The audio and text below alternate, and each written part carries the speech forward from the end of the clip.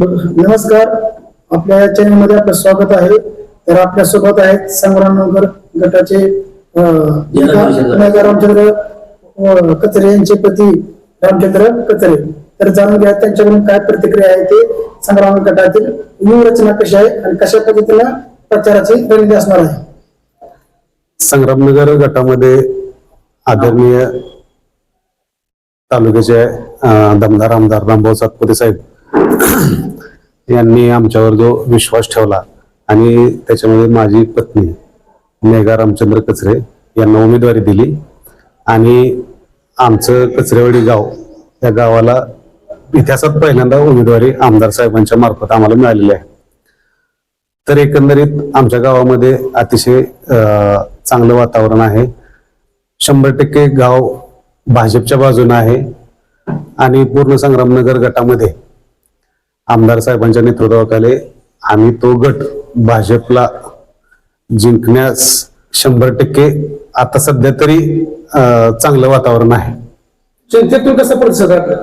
जनतेतून एकदम चांगला प्रतिसाद आहे. आमदार साहेबांनी गेल्या 5 वर्षामध्ये जी कामं केलेली आहेत, गेल्या अनेक वर्षामध्ये कचरेवाडी गाव असेल आणि आसपासचा जो परिसर आहे त्या गावामध्ये चापुरे असेल, तिरवंडी असेल, मेडद असेल, कोंडवळ असेल, या गावामध्ये कुठलीही विकास कामं नव्हती. रस्त्यांची अतिशय दयनीय अवस्था होती. त्या सर्व ठिकाणी आमदार साहेबांनी अतिशय उच्च दर्जाचे रस्ते बनवलेले आहेत. लोकांना अनेक सुखसुविधा दिलेल्या आहेत. त्याच्यामुळे सर्व मतदार हा भारतीय जनता पार्टीच्या पाठीमागे ठामपणे उभा आहे आणि ठामपणे उभा आहे. त्याच्यामुळं संग्रामनगर जिल्हा परिषद गटातून भाजपचाच उमेदवार विजय होईल असा मला विश्वास आहे. संग्रामनगर आता हे मोहिते पाटलांचा बालेकिल्ल्यातून आपण उभा राहत आहे, तर याला आपण कसे सामोरं जाणार? बालेकिल्ला हा असं काय कोणाचा कायमचा नसतो, परंतु आमदार साहेबांनी जे काम केलंय त्या कामाच्या जोरावरच आम्हाला त्यातून आम्ही त्यांना प्रत्युत्तर देऊ. आणि आमच्या गावातील अनेक ज्येष्ठ मंडळी असतील ते अतिशय ताकदीनं आणि जोशाने ह्या सगळ्या यंत्रणेमध्ये, प्रचार यंत्रणेमध्ये सक्रिय आहेत. त्याच्यामुळे आम्हाला नक्कीच विश्वास आहे की पूर्ण संग्रामनगर गटामध्ये आम्ही भाजपचा उमेदवार निवडून आणू.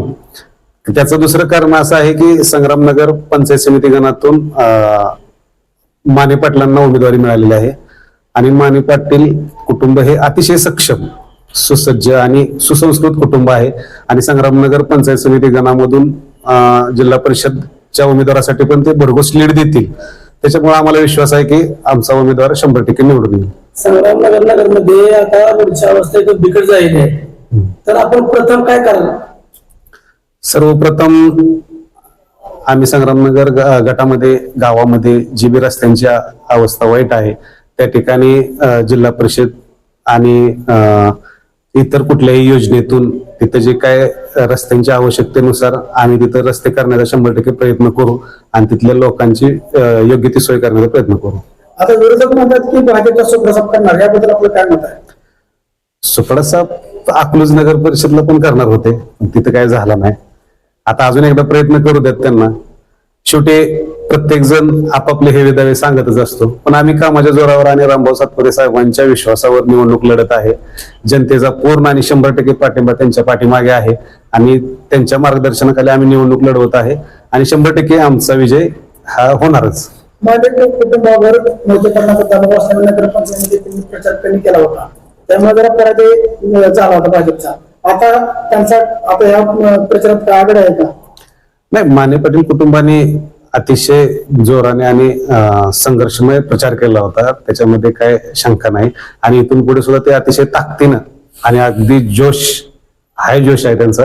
आणि त्यांच्या वैयक्तिक कुटुंबातील उमेदवार पंचायत समिती गणामध्ये आहे संग्रामनगर, त्यामुळे ते एकदम ताकदीनं प्रचार करतील आणि पंचायत समितीचा त्यांचा उमेदवार तर निवडूनच येईल, पण जिल्हा परिषदच्या उमेदवाराला सुद्धा ते नक्की लीड देतील. संग्रामनगर जिल्हा परिषद गटामध्ये मोठे नेत्यांचे काय बैठका किंवा सभा होण्याची शक्यता आहे का? आता सध्या 27 तारखेला फॉर्म मागे घेण्याची अंतिम तारीख आहे. त्याच्यानंतर प्रचार यंत्रणा सुरू होईल. त्याच्यामध्ये जे काही नियोजन असेल ते 100% तुम्हाला कळवू.